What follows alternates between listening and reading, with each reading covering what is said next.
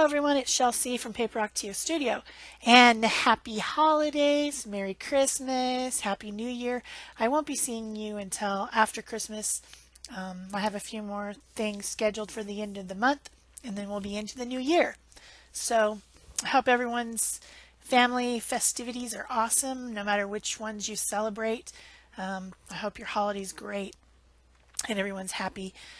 I've been really crazy busy planning memorials in two different states, and that's how come I missed a few days here. But I did want to bring you one more ornament before the Christmas. After that, it's kind of too late to show you ornaments. So I haven't had time to edit these, and I'll probably just, I guess, save them till next year or something. But these are little teeny tiny canvases that I found in a 3-pack at Walmart. Again, at Walmart. Walmart can, you can come up with some good stuff, and then sometimes there's really some bad stuff at Walmart. You just never know. These little tiny canvases are maybe, I'd say they're probably 2.5 by 2.5. That's my guess. I don't know for sure because I already removed the package and threw it away. So I'm just going to, I like to make my ornaments double-sided, so that if the ornament spins on the tree, the other side isn't just blank. If you wanted to make just a single-sided ornament with this, I would say just put a piece of felt on the back, and it would be fine, red or green felt or something like that. That would be fine too. But I'm going to stick these back to back and have a double-sided ornament. So the first thing that I did was use some scraps of tissue paper that had music and writing on it, and then now I'm using a couple of the Dilutions acrylics and some white acrylic, and just putting some color on with my fingers and dabbing it off. Green and red, if you mix the two of them, they make brown, a really ugly brown.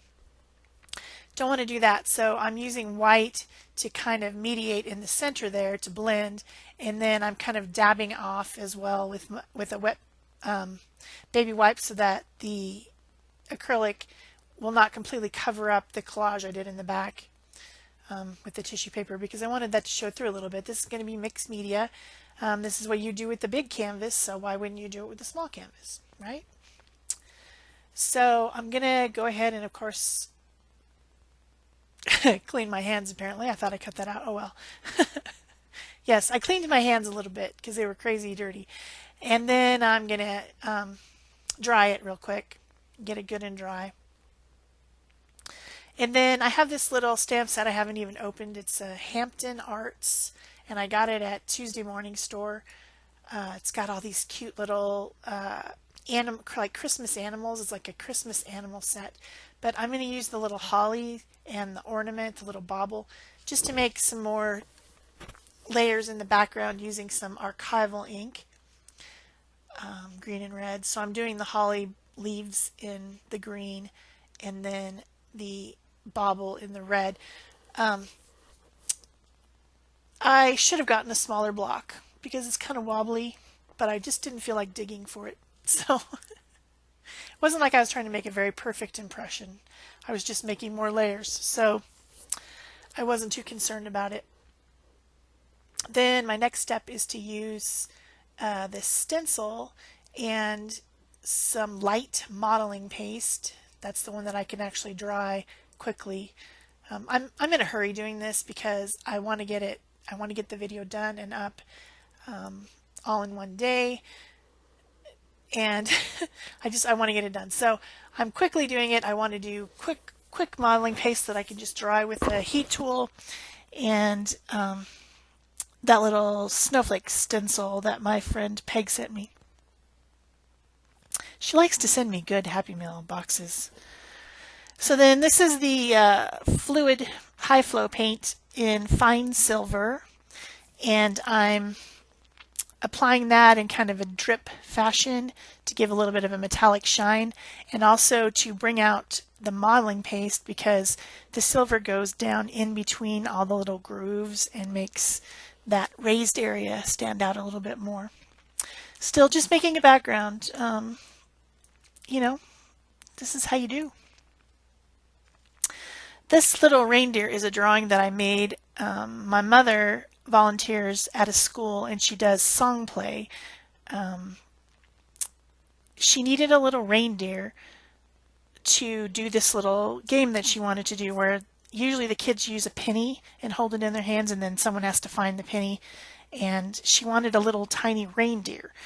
And she also wanted the reindeer on the paper that she was going to hand out. So I drew this little reindeer, scanned him, and used it for that. And then I made a little teeny tiny one out of shrink plastic for the kids to hold in their hands. And so that's what she used for the holiday party this is like, I think, third graders doing song play.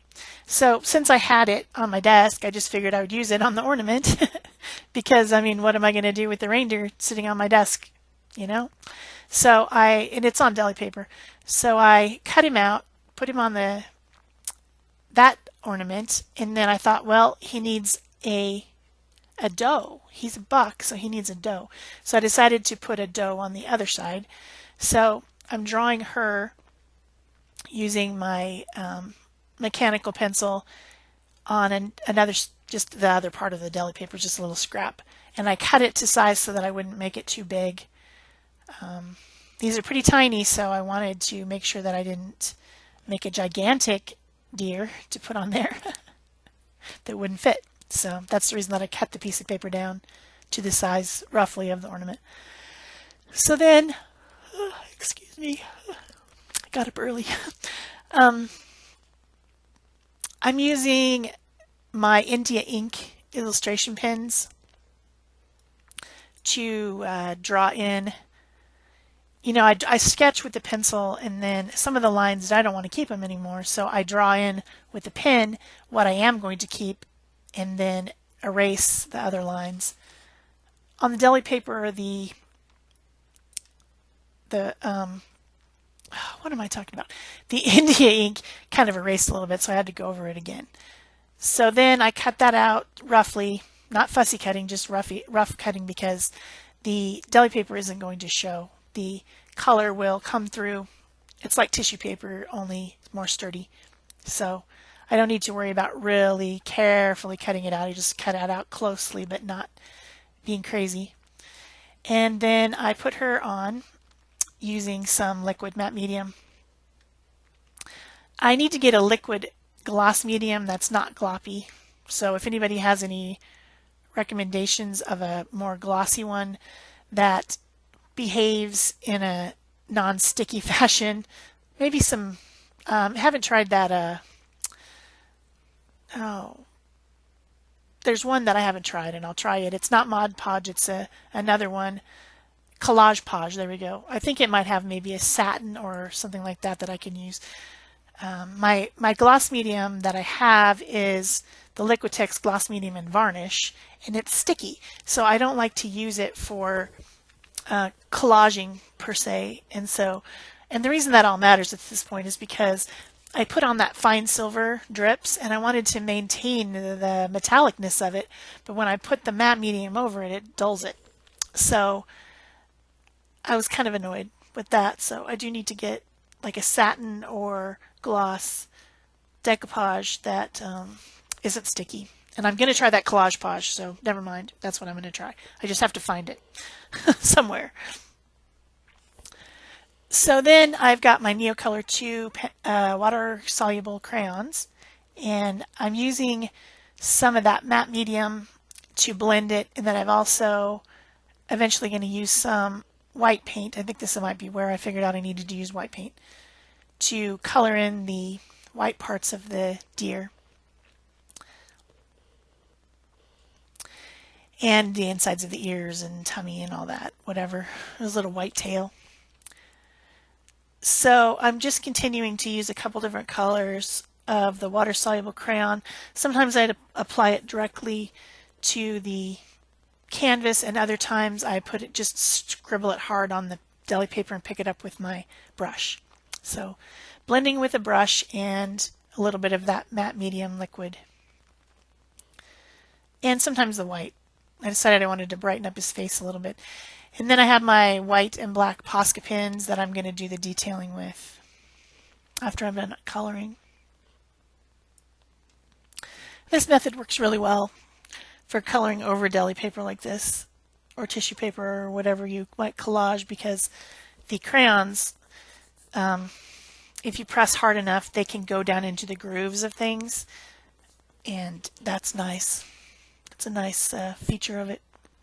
I really like them. Someone else was commenting that they had just purchased this product and thought it was really great. And I'm like, yeah, you know what? That's my favorite. It's my favorite. I do really like them. So now I'm just redrawing the black and adding a few little white highlights with my Posca pins, because as I colored it, of course, the black lines got a little bit muddy. So just reasserting them and adding highlights. My other favorite, the Posca pin. You see me falling back on my favorites, don't you? Quite a bit. So then I'm going to do the same with my little doe. But as I was putting that on with the matte medium, and it was arguing with me, and it kept wanting to come back off, and I had to put it back on, and I rubbed off some of the ink, some of the India ink, with trying to get it to stick down because it was being a pain. So I just went back over it again with the Posca pen. And then I'm going to paint it in using basically the same colors. This little girl has some holly, kind of a holly wreath over her head, so I'm going to be using green, of course, and red, but the deer colors are the same, kind of a Sierra, raw sienna maybe, burnt sienna, raw sienna, one of those, kind of a reddish brown, and then white, and then a little bit of that Van Dyke brown for shadowing, and then the white paint for highlights.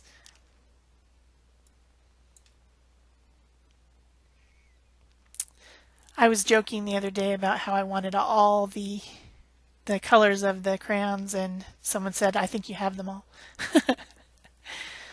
I'll be putting links down below to these products, of course, a list of the products and links to where you can find them.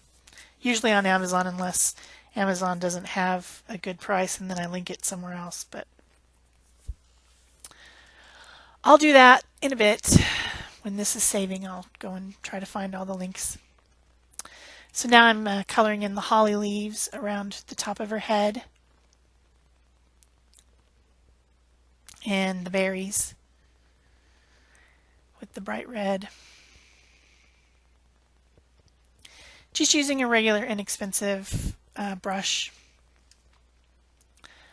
I think it might be Mod Podge brushes. I got a set of those one time at Michael's, and there was like a whole bunch of different sizes all together in a pack, very inexpensive, so I think that might be what I'm using. Nothing fancy for sure. I kind of think of them as throwaway brushes, although I never throw them away, but you know what I mean. They're kind of just junky, and I'm not fussing too much about it. Because I put them in everything. I put them in matte medium, I put them in acrylic paint, I put them in everything, so don't want to get any real high quality expensive ones for that. So then I just go over all the lines once again with my Posca pen as a finishing touch, and I will add some white with my white Posca pen. Highlights.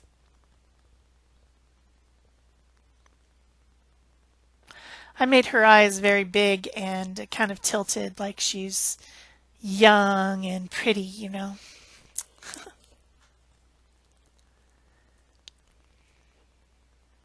Well, she's a little bit bigger than the guy, but oh well. Close enough. They're going to be on either sides, not together, so. My last thing to do before I assemble everything is to put some splatters using the High Flow titanium white and a little brush just to splatter on some stuff, because if it's a mixed media, it usually has splatters. So there you have it. My two little tiny canvases are complete. and I'm going to stick them together. I have I got out my hot glue gun, of course, and then of course some tacky glue as well. And this trim, this is a silver braided trim. And the first thing I'm going to do is to put it around the edge of one of the backside edge of one of the canvases using the tacky glue. This will create, when I sandwich them together, it will create a little pretty edge around the whole thing, like a frame kind of, and then make it not look so much like it's two canvases glued together. Just a little bit of extra something, you know, a little bit of something something.